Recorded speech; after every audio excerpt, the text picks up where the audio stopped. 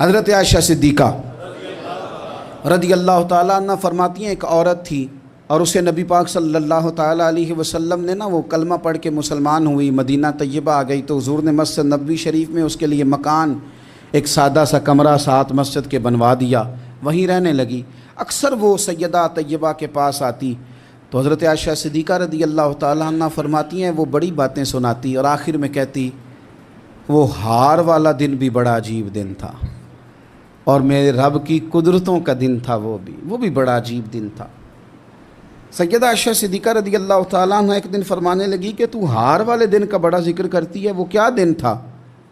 تو خاتون کہنے لگی اماں جی وہ دن تھا جب میرے رب پر بھروسہ اور مضبوط ہو گیا، جس دن میرا اپنے رب پر توکل اور بڑھا، میرے ایمان میں یقین میں اور پختگی آئی۔ کہنے لگی میں ایک گھر کی کنیز تھی، نوکرانی تھی، اس گھر میں ایک بچی تھی جس کے پاس سونے چاندی ہیرے جواہرات کا ہار تھا۔ اس زمانے میں چمڑے کے اوپر لوگ ہیرے جواہرات لگاتے تھے، کئی دفعہ سرخ رنگ کے چمڑے پہ لگائے جاتے تھے، وہ بچی پہنتی تھی تو کہتی ہوں بچی کے اس نے اتار کے رکھا یا اس سے گرا وہ ہار تو چیل اسے اٹھا کے لے گئی گوشت سمجھ کے اور میرے سامنے اٹھا کے لے گئی۔ گھر والوں نے مجھ سے پوچھا، یہ بخاری میں موجود ہے، گھر والوں نے پوچھا مجھ سے کہ وہ ہار کہاں ہے تو میں نے کہا چیل اٹھا کے لے گئی۔ گھر میں کچھ چوری ہو جائے تو سب سے پہلا الزام کس پہ لگتا ہے؟ ملازمین پہ۔ کہتے انہوں نے مجھے بڑا مارا، بڑی تکلیف تھی، حتیٰ کہ میری شرمگاہ تک کی تلاشی لی، میری عزت اتنی خراب کی میں بتا نہیں سکتی۔ میرے نبی پاک صلی اللہ علیہ وسلم نے فرمایا سن لو، اگر سینگ والی بکری نے بغیر سینگ والی بکری کو تکلیف دی ہوگی تو قیامت کے دن اسے بھی بدلہ دینا پڑے گا کہ تیرے پاس سینگ تھے اور تو نے اسے مارا تھا۔ وہ خاتون عرض کرتی ہے سیدہ عائشہ کی خدمت میں کہ مجھے بڑا مارا، مجھے تکلیف دی، میں کہہ رہی تھی کہ میرے سامنے چیل لے گئی ہے پر وہ نہیں مان رہے تھے، اماں جی انہوں نے مجھے بڑا مارا۔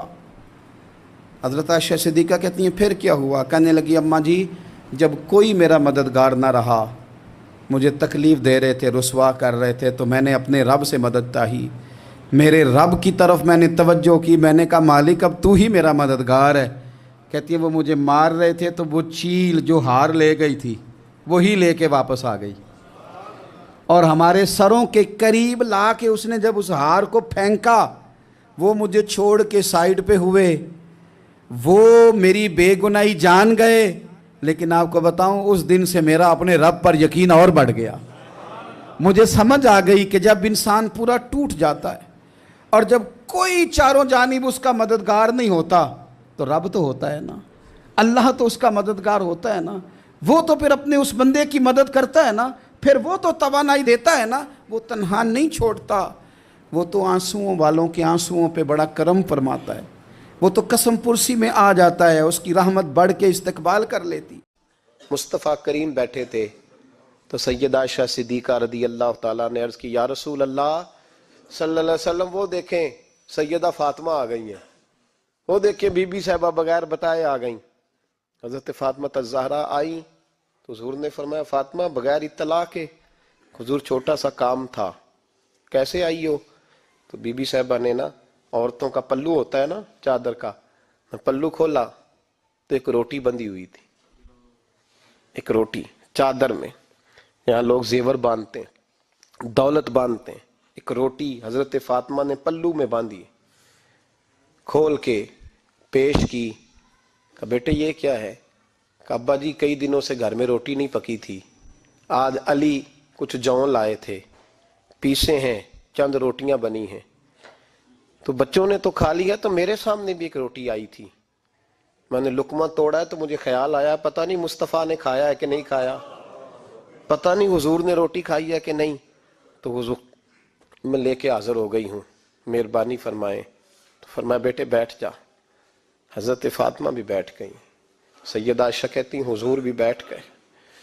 فرمایا فاطمہ کتنے دنوں سے نہیں کھایا؟ عرض کی حضور 3 دن سے۔ فرمایا بیٹے میں نے 5 دن سے نہیں کھایا، آ جا۔